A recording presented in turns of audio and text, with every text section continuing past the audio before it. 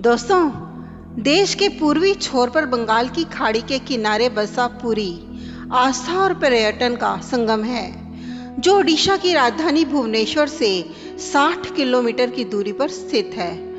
पुरी को देश के 4 धामों में से एक माना जाता है। स्थानीय मान्यता है कि कई वर्ष पूर्व नीलांचल पर्वत पर स्वयं भगवान नील माधव यानी कि जगन्नाथ निवास करते थे। एक दिन राजा इंद्रद्युम्न को रात में भगवान विष्णु ने सपने में दर्शन देकर कहा कि नीलांचल पर्वत की एक गुफा के अंदर मेरी एक प्रतिमा है जिसे नील माधव कहते हैं। प्रभु बोले, तुम एक मंदिर बनवाओ और उसमें मेरी यह मूर्ति स्थापित कर दो। नीलांचल पर्वत पर सबर कबीला था, जिसका मुखिया विश्ववसु भगवान नील माधव का उपासक था और उसने मूर्ति को गुफा में छुपा कर रखा था। वह गुफा में उसकी पूजा करता था। राजा इंद्रद्युम्न ने अपने सेवक ब्राह्मण विद्यापति को मूर्ति लाने का कार्य सौंपा।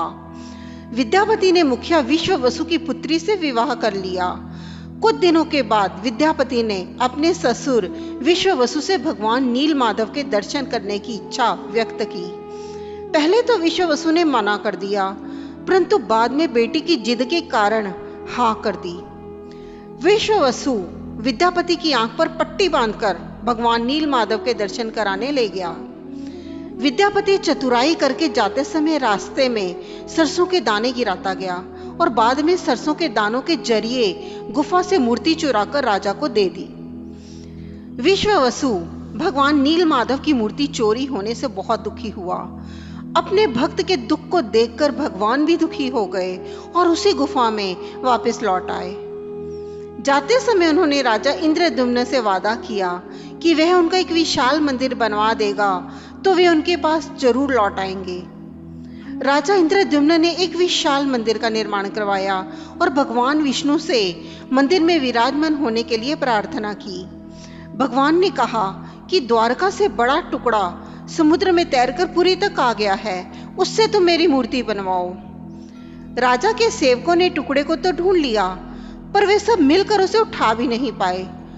तब राजा ने सबर कबीले के मुखिया नील माधव के अनन्य भक्त विश्ववसु को उस भारी टुकड़े को लाने के लिए प्रार्थना की। सबको बहुत आश्चर्य हुआ जब विश्ववसु भारी भरकम लकड़ी को उठाकर मंदिर तक ले आए। राजा इंद्रद्युम्न ने उस लकड़ी के टुकड़े की प्रतिमा बनाने के लिए कई कुशल कारीगर लगाए, पर उन कारीगरों में से कोई भी लकड़ी में एक छैनी तक भी नहीं लगा सका।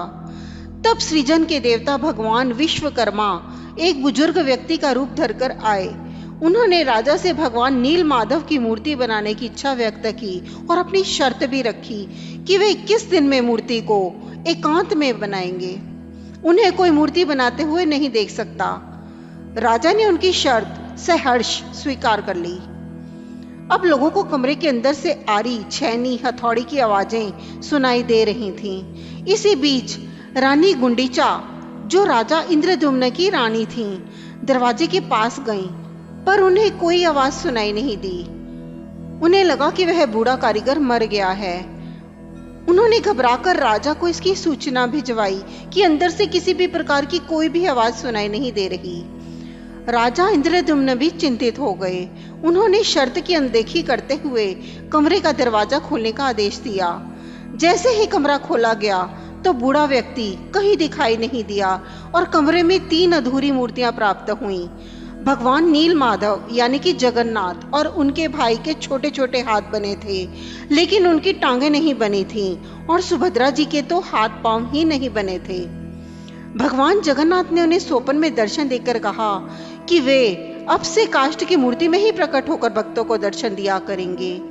राजा इंद्रद्युम्न ने इसे भगवान जगन्नाथ की इच्छा मानकर इन अपूर्व प्रतिमाओं को मंदिर में स्थापित कर दिया। इस प्रकार तब से भगवान जगन्नाथ और उनके भाई बहन इसी रूप में भक्तों को दर्शन दे रहे हैं। वर्तमान में जो मंदिर है वह 7वीं सदी में बनवाया गया था। हालांकि इस मंदिर का निर्माण ईसा पूर्व 2 में भी हुआ था। यहाँ स्थित मंदिर 3 बार टूट चुका है। 1174 ईस्वी में ओडिशा शासक अनंग भीमदेव ने इसका जीर्णोद्धार करवाया था। मुख्य मंदिर के आसपास लगभग 30 छोटे बड़े मंदिर स्थापित हैं। यहाँ के बारे में बहुत से चमत्कार प्रचलित हैं। पहला यह कि श्री जगन्नाथ मंदिर के ऊपर स्थापित लाल ध्वज सदैव हवा के विपरीत दिशा में लहराता है। ऐसा किस कारण से होता है, यह तो वैज्ञानिक ही बता सकते हैं, लेकिन यह निश्चित रूप से ही आश्चर्यजनक बात है। यह भी आश्चर्य है कि प्रतिदिन सायंकाल मंदिर के ऊपर स्थापित ध्वज को मानव द्वारा उल्टा चढ़कर बदला जाता है।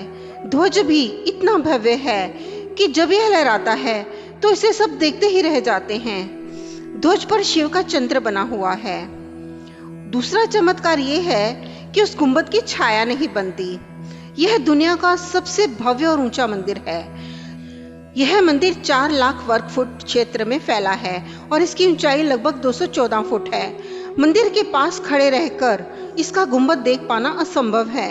मुख्य गुंबद की छाया दिन के किसी भी समय अदृश्य ही रहती है। तीसरा चमत्कार यह है कि पुरी में किसी भी स्थान से आप मंदिर के शीर्ष पर लगे सुदर्शन चक्र को देखेंगे तो वह आपको सदैव अपने सामने ही लगा दिखेगा।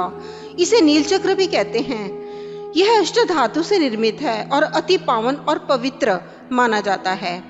चौथा चमत्कार यह है कि सामान्य दिनों के समय हवा समुद्र से जमीन की तरफ आती है और शाम के दौरान इसके विपरीत, लेकिन पुरी में इसका उल्टा होता है।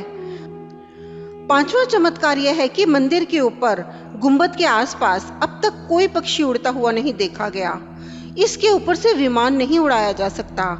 मंदिर के शिखर के पास पक्षी उड़ते नजर नहीं आते, जबकि देखा गया है कि भारत के अधिकतर मंदिरों के गुंबदों पर पक्षी बैठ जाते हैं या आसपास उड़ते हुए नजर आते हैं। छठा चमत्कार, 500 रसोइये 300 सहयोगियों के साथ बनाते हैं भगवान जगन्नाथ जी का प्रसाद। लगभग 20 लाख भक्त कर सकते हैं यहाँ भोजन। कहा जाता है कि मंदिर में प्रसाद कुछ हजार लोगों के लिए ही क्यों न बनाया गया हो, लेकिन इससे लाखों लोगों का पेट भर सकता है। मंदिर के अंदर पकाने के लिए भोजन की मात्रा पूरे वर्ष के लिए रहती है। प्रसाद की एक भी मात्रा कभी भी व्यर्थ नहीं जाती। मंदिर की रसोई में प्रसाद पकाने के लिए 7 बर्तन एक दूसरे के ऊपर रखे जाते हैं और सब कुछ लकड़ी पर ही पकाया जाता है। इस प्रक्रिया में शीर्ष बर्तन में सामग्री पहले पकती है, फिर क्रमशः नीचे की तरफ एक के बाद एक पकती जाती है, अर्थात सबसे ऊपर रखे बर्तन का खाना सबसे पहले पक जाता है ना दोस्तों यह चमत्कार। 7वां चमत्कार यह है कि मंदिर के सिंह द्वार में पहला कदम प्रवेश करने पर ही मंदिर के अंदर से आप सागर द्वारा निर्मित किसी भी ध्वनि को नहीं सुन सकते। आप मंदिर के बाहर से एक ही कदम को पार करें तब आप इसे सुन सकते हैं। इसे शाम को स्पष्ट रूप से अनुभव किया जा सकता है। इसी तरह मंदिर के बाहर स्वर्ग द्वार है, जहां पर मोक्ष प्राप्ति के लिए शव जलाए जाते हैं, लेकिन जब आप मंदिर से बाहर निकलेंगे तभी आपको लाशों के जलने की गंध महसूस होगी। 8वां चमत्कार यह है कि यहाँ श्री कृष्ण को जगन्नाथ कहते हैं। जगन्नाथ के साथ उनके भाई बलभद्र यानी कि बलराम और बहन सुभद्रा विराजमान है। तीनों की ये मूर्तियां काष्ठ की बनी हुई हैं। यहाँ प्रत्येक 12 साल में एक बार होता है प्रतिमा का नव कलेवर। मूर्तियां नई जरूर बनाई जाती हैं, लेकिन आकार और रूप वही रहता है। कहा जाता है कि उन मूर्तियों की पूजा नहीं होती, केवल दर्शनों के लिए ही रखी गई हैं। 9वां चमत्कार यह है कि आषाढ़ माह में भगवान रथ पर सवार होकर अपनी मौसी रानी गुंडीचा के घर जाते हैं। यह रथ यात्रा 5 किलोमीटर में फैले पुरुषोत्तम क्षेत्र में ही होती है। रानी गुंडीचा भगवान जगन्नाथ के परम भक्त राजा इंद्रद्युम्न की पत्नी थी, इसीलिए रानी को भगवान जगन्नाथ की मौसी कहा जाता है। अपनी मौसी के घर भगवान 8 दिन रहते हैं। आषाढ़ शुक्ल दशमी को वापसी की यात्रा होती है। भगवान जगन्नाथ का रथ नंदी घोष है, देवी सुभद्रा का रथ दर्पदलन है और भाई बलभद्र का रथ रक्षतल ध्वज है।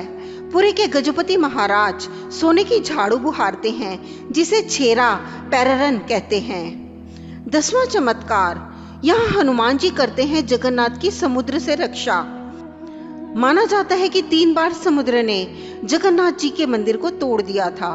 कहते हैं कि महाप्रभु जगन्नाथ ने वीर मारुति हनुमान जी को यहाँ समुद्र को नियंत्रित करने हेतु नियुक्त किया था। परंतु जब तब हनुमान जी भी जगन्नाथ, बलभद्र एवं सुभद्रा के दर्शनों का लोभ रोक नहीं पाते थे। वे प्रभु के दर्शन के लिए नगर में प्रवेश कर जाते थे। ऐसे में समुद्र भी उनके पीछे नगर में प्रवेश कर जाता था।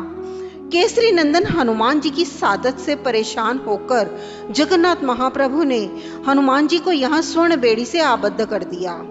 यहाँ जगन्नाथपुरी में ही सागर तट पर बेड़ी हनुमान का प्राचीन एवं प्रसिद्ध मंदिर है। भक्त लोग बेड़ी में जकड़े हनुमान जी के दर्शन करने के लिए आते हैं। दोस्तों, इस मंदिर में गैर भारतीय धर्म के लोगों का प्रवेश प्रतिबंधित है। माना जाता है कि ये प्रतिबंध कई विदेशियों द्वारा मंदिर और निकटवर्ती क्षेत्रों में घुसपैठ और हमलों के कारण लगाए गए हैं। पूर्व में मंदिर को क्षति पहुंचाने के प्रयास किए जाते रहे हैं। दोस्तों, अगर आपको आज का यह प्रसंग पसंद आया हो तो इसे लाइक कीजिए, शेयर कीजिए, चैनल को सब्सक्राइब कर दें। नमस्कार।